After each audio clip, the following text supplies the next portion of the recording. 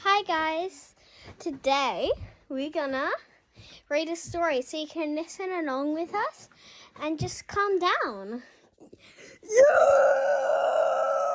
he's not calm. So let's start. Our mum's going to read. We're reading She's Anh Do. usually our cameraman. Yeah. Okay. She's our cameraman. Camera girl. It's E-Boy. Chapter 2. E-Boy, Book 4, Chapter 3. The dining area curtains were thin, and Ethan woke up with the sun. He stretched, yawned, and looked out the window to see Penny and Professor Moore running from the dormitory to the lab, pulling on dressing gowns and slippers as they ran. Ethan dragged on his shoes and dashed out to meet them. "The reboot's finished," said Penny. They burst into the lab and found Gemini sitting up and looking around him. Something about him was different. "Gemini," said Penny, but he didn't react. Penny got closer and took his hand. "Gemini, it's me." Gemini looked at her. "I'm very pleased to meet you. I'm not sure." "No," said Penny slowly. "You're Gemini. My name is Penny." "Oh, good. I'm still very pleased to meet you," said Gemini. Professor Moore looked at one of the readouts. "How do you feel, Gemini?" "With my hands mainly, but I have touch sensors all over my body." Ethan, Penny and Professor Moore looked at each other. Penny said, "Excuse you. Thank you. Ethan, would you look inside him with your powers, please?" Ethan closed his eyes, and Gemini started to giggle.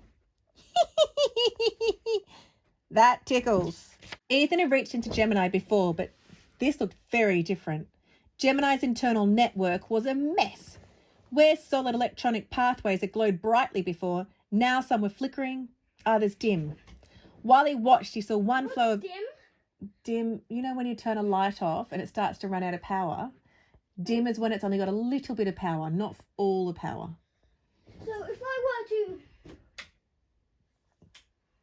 So if you were going to turn the light bulb down, we can't do it with our switches, sweetheart. Okay, it'd just be only so the room has only got a little bit of light, not full light. Okay? Oh my god. While he watched, he saw one flow of energy just stop completely and turn black with a sizzling sound. Zzz. "He's not in good shape," said Ethan. Professor Moore said, "I'm so sorry, Penny. We did what we could, but I don't have the tools here that you do in your lab. According to these diagnostics, if you can't repair Gemini soon, his system will break down beyond repair." Penny moved to look at some of the same displays. "Oh, nothing to apologise for, Jackie. I couldn't have done this much without you. So we have about 3 days?" "I need my lab," Penny told Ethan. "We have to get him back home." "To Titus?" Ethan's jaw dropped. "Right back into the National Service's hands." "I know it's dangerous, but it's the only place that has everything I need. And we have to get moving quickly." "A supply plane will be here in about an hour," said Professor Moore. Ethan looked worried. "How will we get back? I can cover our electronic trail, but I'm pretty sure our photos will be at every airport this part of the world." "Slim will be able to help," the professor said. "He's my main support for, well, everything, really. He uses some shady methods sometimes, but he gets what I need. He'll be piloting the supply plane." "Let's power Gemini down," said Penny. "That should slow the deterioration." Professor Moore flicked a switch and Gemini's wide eyes closed. She took Ethan and Penny back to the dining area for breakfast. An hour later, the sound of a loud propeller engine whined towards the compound. "Wait here," said Professor Moore. "I'll go talk to Slim."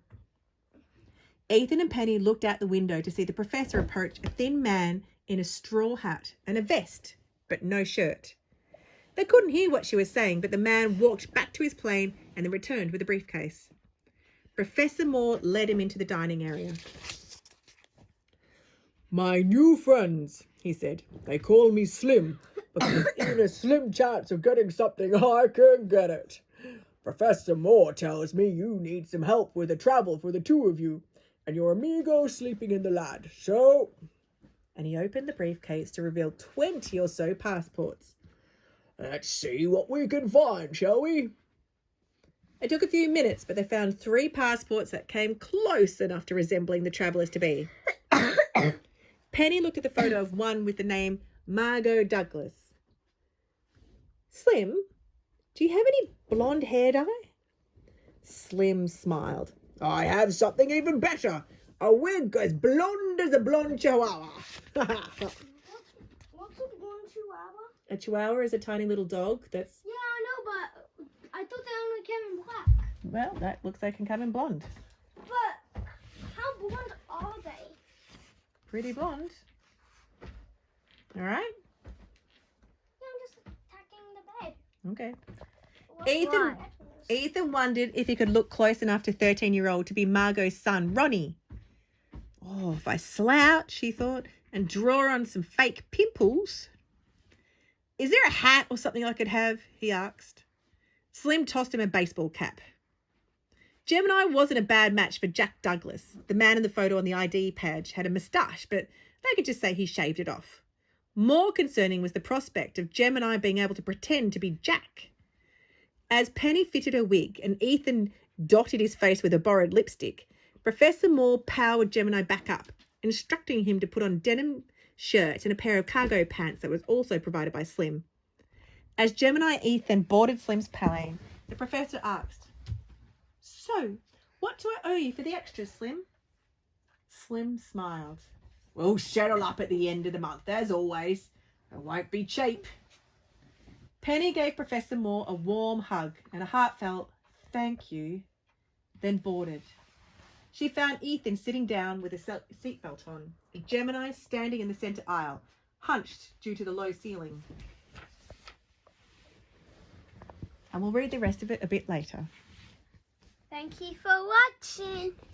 3 hours later. We can read the rest now, can't we? It's been 3 hours. I hope you enjoyed our story time. Peace. Peace. Peace. Okay. Nom, nom, nom. Thanks for watching.